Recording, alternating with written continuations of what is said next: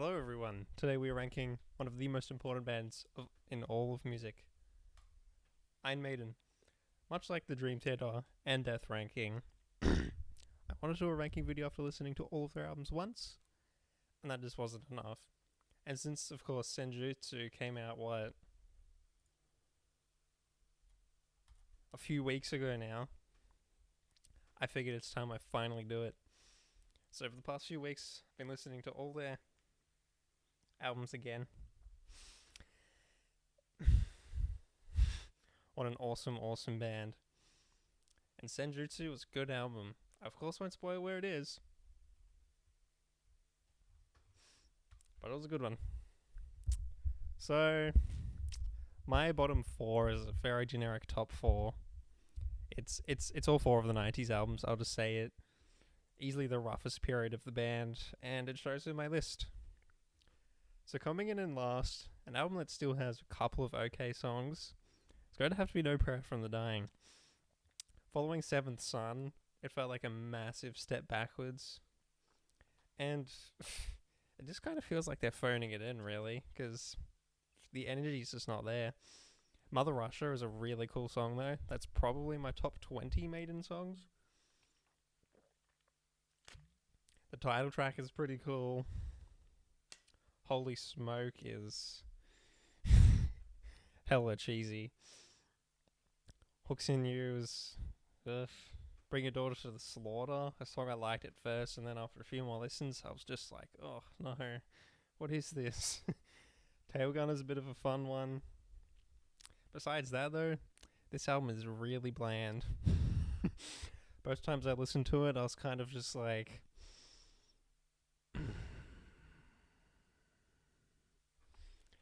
and now we come to the two Blaze albums.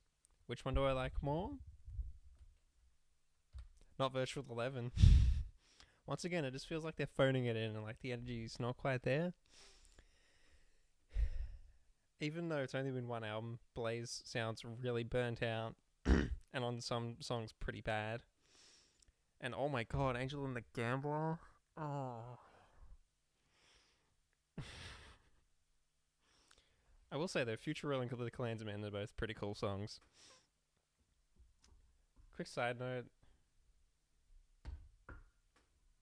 I wanted to finally see if this coffee is any good. God damn it. Probably going to edit this bit out.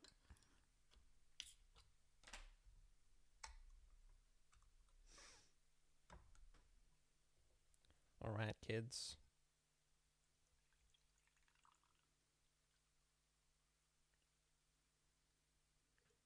This better not be one of those black coffee drinks.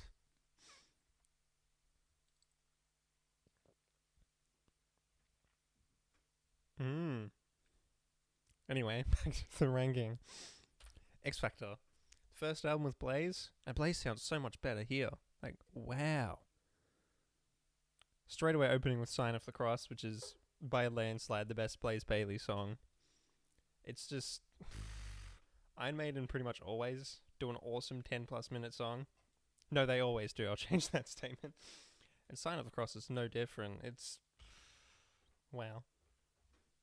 Man on the Edge is a pretty cool song. I was listening to that about an hour ago, actually. Blood on the World's Hands is pretty cool. Besides that, Okay, now we come to Fear of the Dark. This is one of the only images that when I stretched it out, it actually looked good. I mean, I checked that all the images looked okay, although as soon as I stretched them out. That's good. So, Fear of the Dark. They just stop getting distracted. Obviously, the title track is one of the best songs ever made. After that, though, this album is pretty rough. Opening with Be Quick or Be Dead is really cool. That's an awesome song. Weekend Warrior is, without a doubt, the worst Iron Maiden song. A lot of people say it's Angel and the Gambler. I hear you. Although Angel and the Gambler's got a few pretty cool sections. Weekend Warrior, though, oh, no. No. I'll just leave it at that. So now we come to what I think is the worst reunion era album, and that is The Final Frontier. This suffers from a few songs that are ridiculously overlong. Like the first song, I think it's called Satellite 15, or maybe that's song 2.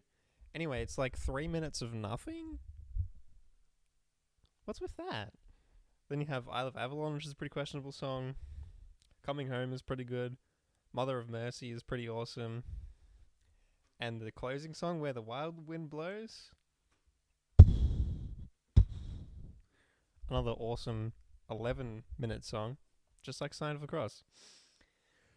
And it's really cool that it's got this whole space theme. I need to get into more bands who do that, like Voivod or something. They're an awesome band. And I love the artwork. How it's just this, Eddie's an alien about to tear some guy's head off who's already dead. I always thought that little touch was a little bit weird. Besides that, though, wow. Not that bad of an album. And now we have the new kid on the block, Senjutsu. It might even be a couple of spots higher if I gave it a second listen. Although recently I've just been in music discovery mode, like only listening to music I've never heard before. So it's kind of like, do I listen to it a second time? Or do I go listen to Surgical Steel by Carcass, which is what I did. Senjutsu, though, it's a very mature album by the band. Bruce is kind of singing in a low register because in the Book of Souls and Final Frontier, he sounded kind of rough in parts. And while there isn't really any songs that specifically grab me, well, it's just kind of good the whole way, you know? Which brings me to the album directly before that, The Book of Souls. When I do a top 10 Iron Maiden songs, you'll see the Empire of the Clouds really high. I think it's number 4 or 5.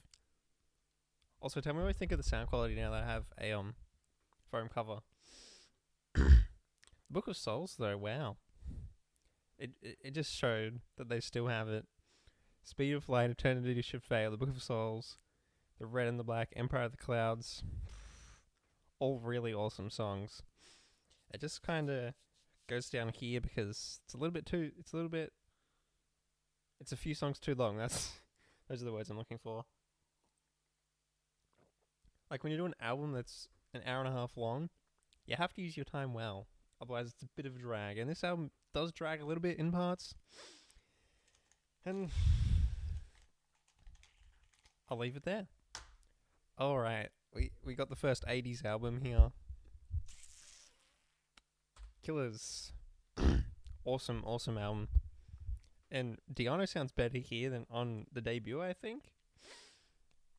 And one of their best album covers. Like, god damn, that is awesome. And you get some really cool songs. Wrathchild, Killers, Murders in the Rue Morgue. What's the instrumental called? Prodigal Son? No, Genghis Khan. Awesome instrumental. It shows that Steve Harris, who of course writes most of their really technical songs, I remember hearing recently that he loves old school progressive rock, Pink Floyd, yes, blah blah blah blah. And after hearing that, I was like, wow, you can actually hear it so much. The reason why it falls is because, again, just like these 3 albums, there's kind of parts, there's like certain songs where I'm like, it's okay. And then you get the absolutely awesome songs that I just mentioned by name. So next we have an album that's not necessarily high because there's a lot of songs I love on it. It's just, I love the atmosphere of it and just the overall sonic feeling of it. That is a Matter of Life and Death. So yeah, like I just said, there's not really too many songs that jump out at me. It's just an album that's consistently really good. The whole band sounds amazing, which is probably why it's higher than Killers. Because the first 2 albums, while the playing is amazing, there's certain parts where it sounds a little bit sloppy. After that, though, super tight band. And this album's an exception. And like I said, it's got this really nice dark atmosphere to it. What is that? And it's just a great album. Showing that even after, 36 years at the time, that they still got it. So now, like I said before, with Centuries in the Book of Souls, we got the album that came just before it. Dance of Death. Probably the worst Iron Maiden cover. That's what everyone says, and it's very, very true. It's just terrible. Although I love the Eddie. I might rank the Eddies. Expect that Eddie to be like number 4, 3, maybe even 5. The songs, though, oh my god. Dance of Death, Monsigor, No More Lies, Journeyman, Rainmaker, isn't that the name of the song? Yeah. And of course, Passchendaele. Oh my god. That is the song I listened to. I covered it. Go listen to my third album. It's the song that opens it. I did a cover of it, just guitars. Oh. Lyrically, it might just be their best song, alongside another song we'll get to later. Hallowed be thy name. And the other songs, while they're still good, they don't really jump out at me that much. Although, come on, the songs I mentioned by name, they're the best songs. Coming in at number 7, we're going right back to the start. Iron Maiden.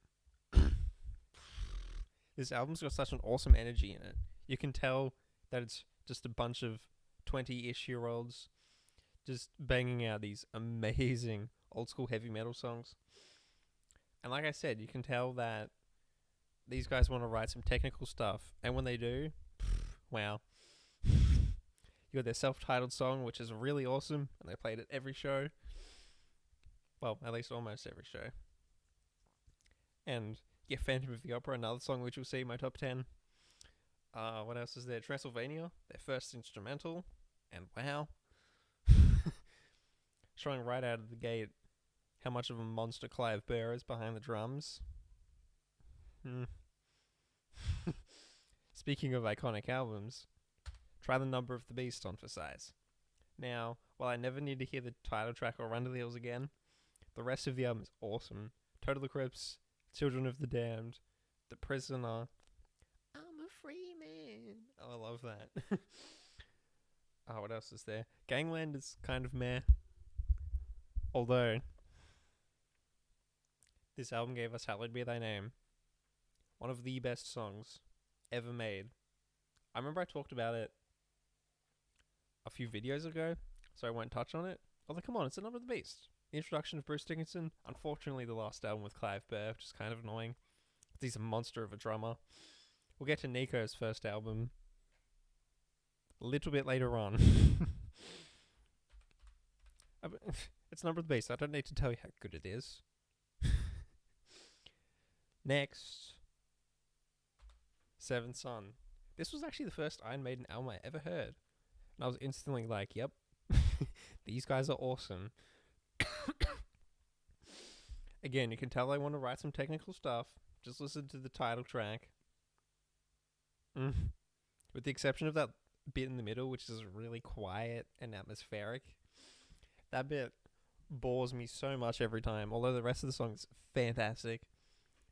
Then you have Can I Play With Madness and Infinite Dreams, Moonchild, Only the Good Die Young. Damn. That's all I'll say. Next up, we have an album that was initially over Seventh Son.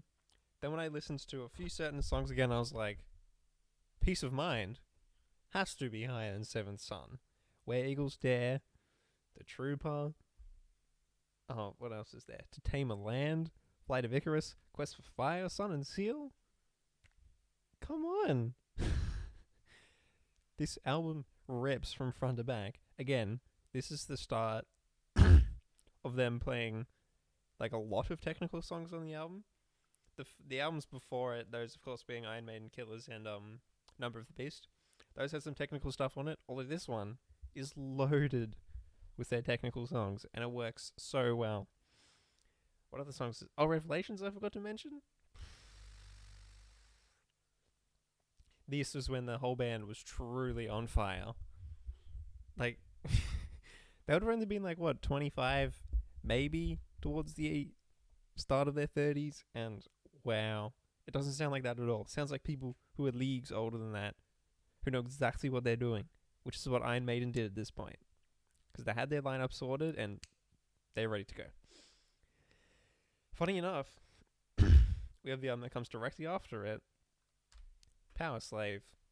Oh my god. What an album. This is a lot of people's number one. Hell, the top 7 are all albums that are like worthy of being people's number one.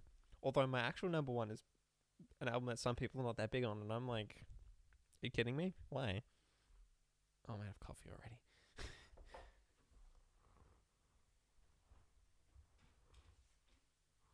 My cat is lying around somewhere. Anyway, Power Slave. Wow. You open with Aces High, my favorite Maiden song, one of my favorite songs of all time. It's just a perfect song to me. And like I said recently, there's only about 10 songs I consider perfect. That's one of them. Lost for Words, one of their best instrumentals. The Jewel List, one of their fastest and most intense song. Back in the Village is pretty dumb. I'm not really big on that song. 2 Minutes to Midnight, to this day, one of their biggest singles. Flash of the Blade is... Then, of course, we have what up until the Book of Souls was their longest song, Rime of the Ancient Mariner. Oh my god. All the different movements, the lyrics, the middle bit was just the bass and the guitars soaked in reverb, the creaking of the boat, the speeches. And if you listen with headphones on and like turn them on, there's like yelling and stuff. A bit later I might have to actually read the poem that song was based off. And as always, amazing drumming. The mix is awesome for 1984. Was it 84? Yeah. Just an awesome, awesome album, which pained me to put it at number 3. Although my top 2 was ridiculously easy to pick. The order, not so much. Coming in at number 2 is Somewhere in Time. Just look at that background. This has been the wallpaper when I open Google. I'll do it right now. Doesn't that look awesome? Spoilers, when I rank the Eddies, this Eddie will be number 1. Just look at that Eddie. Enough about the artwork, though. This album is amazing.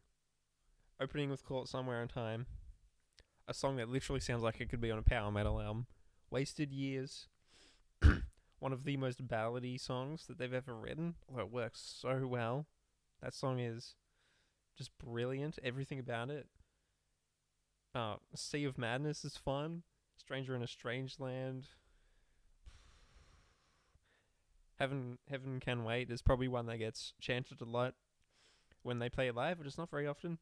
Loneliness of Long Distance Runner, that opening lead line and the chorus. Oh my god. And the verses are awesome. Alexander the Great, one of their longest songs. Again, a very technical song. And once again, it's about history. Like, come on, did I forget anything? Deja Vu is a bit of a weird one. I'm not that big on that song, although the chorus is awesome. And I just love the overall sci-fi theme. The first album, which had keyboards, and it works so well. I'm, of course, quite a prog metal guy, so I don't care about keyboards. A lot of people think that the keyboards ruin this album. That's what I say to you guys. Overall, it's just an album that I really, really, really wanted to put at number 1. Although, Brave New World, I love every single song. The Mercenary, The Wicker Man, one of their most fun songs. And the chorus is just... hits you right there. And Blood Brothers, god damn. This album was the return of Adrian and Bruce. And it just felt like home again. It's just got such an awesome energy. You can tell that everyone just locked into together so well. And... the energy was just perfect. After easily their 4 worst albums, they come back with this, And oh, oh my god, the Nomad's got some harmonic minor flavors to it. The Mercenary's a fun one. Ghost of the Navigator. The awesome quiet intro and how they keep on building and building on that. Although does it really need to be 4 choruses? Nah. Out of the Silent Planet is an awesome one. Again, a little bit repetitive. The thin line between love and hate. How you hear Nico get off the drums and he's like, oh, I missed him. And you hear the producer being like, yep, that's it. Awesome. What else was there? The title track is another really awesome one. To me, it's the best Iron Maiden album. Also, my 5th album is almost done. So I'm doing a redo of my school project song because, wow, that mix is garbage.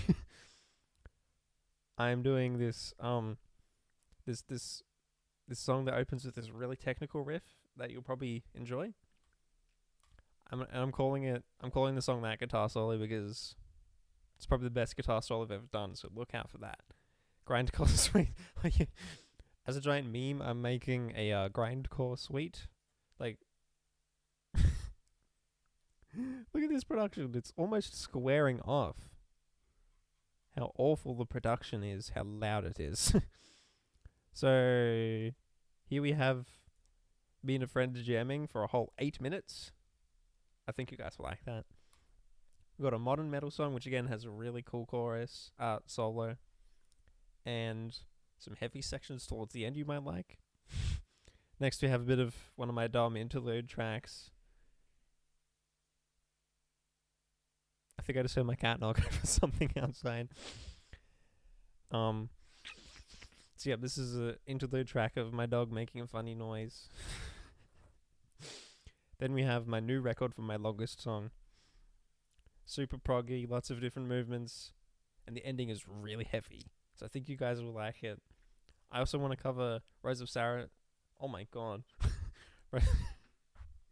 Rose of Sharon by Killswitch Engage because I love that song. And I'm probably going to do 1 or 2 more. Oh, hang on. Don't close. Anyway. So guys, that was my Iron Maiden ranking. That probably took a very long time. And you probably got bored of watching me drink coffee. Anyway, guys, I'll see you in the next one.